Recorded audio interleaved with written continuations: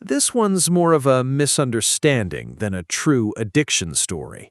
If you've ever owned a cat, chances are you've given it catnip before. Or, if we're being scientific for once, Nipeda cataria. Catnip isn't really a drug like the others here. It's actually an herb related to mint. But inside the plant is a compound called nipedalactone, which can trigger temporary stimulant effects in certain cats. And that's the funny thing about catnip. Some cats lose their minds over it, while others stare at you like you've personally insulted them. When it works, though, the reactions are ridiculous. Rolling around, zooming everywhere, acting completely possessed. Or sometimes they just melt into the floor like life suddenly has no more problems. Yep, the rumors are true. Dolphins are basically the ocean's chaotic party animals. And somehow they figured out how to get high using pufferfish. They surround the fish and gently bite or nudge it, causing it to release tetrodotoxin, one of the deadliest toxins on Earth. A single pufferfish carries enough poison to kill around 30 humans, but dolphins somehow learned the perfect dose. Too little, nothing happens. Too much, game over. So instead, they carefully pass the pufferfish around the pod like it's some underwater recreational activity. And after a while, the dolphins enter this strange, euphoric state, floating calmly, moving slowly, even staring at their own reflections in the water like they just discovered consciousness for the first time. Ever seen a bird smash directly into a window and wondered how something with unlimited airspace still missed? There's a decent chance that bird was drunk. After the first frost, fruits and berries begin to ferment naturally, creating ethanol, basically bird alcohol. And birds absolutely take advantage of it. They gorge themselves on fermented berries until they can barely fly straight. Some literally lose coordination mid-flight and crash into buildings, trees, or windows. In places like the Yukon and Canada, things got so bad they actually created bird recovery shelters, which is essentially a drunk tank for birds. The birds stay there until they sober up, then they're released back into the wild to immediately make terrible decisions again. This one gets dark fast. Sometimes during hot weather, nectar inside flowers ferments, and when bees drink it, they get hammered. You'll occasionally see a bee crawling on the ground, unable to fly properly. Turns out it may not be injured at all. It could just be unbelievably drunk. But the truly horrifying part comes next. If that intoxicated bee somehow makes it back to the hive, it has to face the guard bees. And those guys do not tolerate drunken behavior because fermented nectar inside the hive can threaten the entire colony. So if the guards detect an intoxicated bee, they may violently remove it from the hive or straight up tear it apart. Nature somehow invented aggressive nightclub security. Researchers discovered something incredible about male fruit flies. They do not handle rejection well, at all. When rejected by female flies, the males actively seek alcohol afterward, which means even fruit flies cope with heartbreak the exact same way humans do. Fantastic.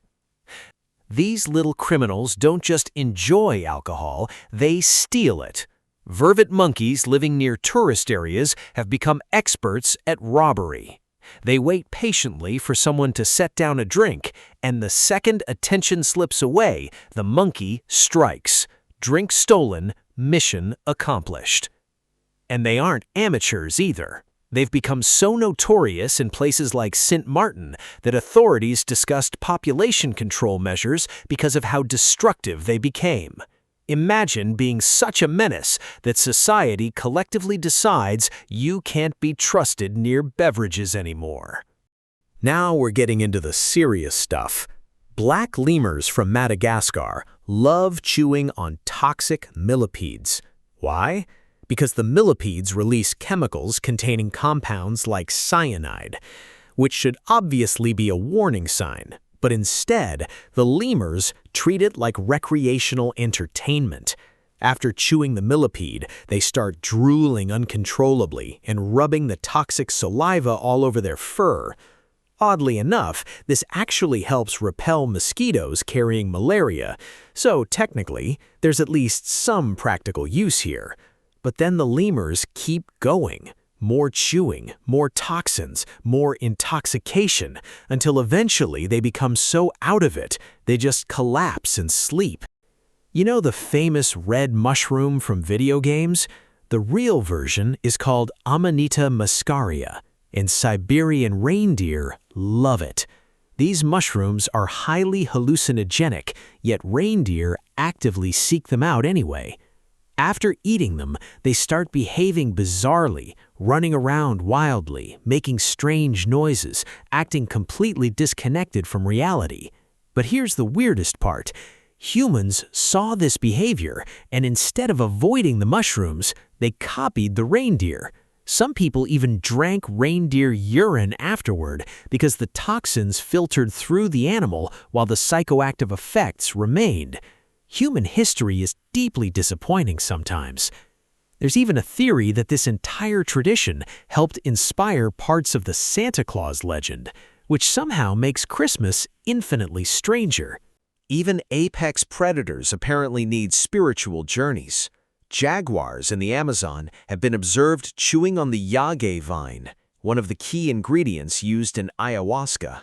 Once the effects kick in, the jaguar completely changes behavior. Instead of acting like a terrifying predator, it suddenly behaves like a giant, confused house cat, rolling around, acting dazed, looking deeply philosophical for absolutely no reason. Some Amazonian tribes believe the plant sharpens the jaguar's hunting senses. Or maybe the jaguar just wanted to unlock the secrets of the universe. This one is genuinely tragic. In parts of northern India, parrots have developed addictions to opium poppies. Farmers growing legal medicinal opium crops constantly struggle to stop them. The parrots swoop down, bite into the pods, and consume the opium sap repeatedly throughout the day. And once addicted, things get bad.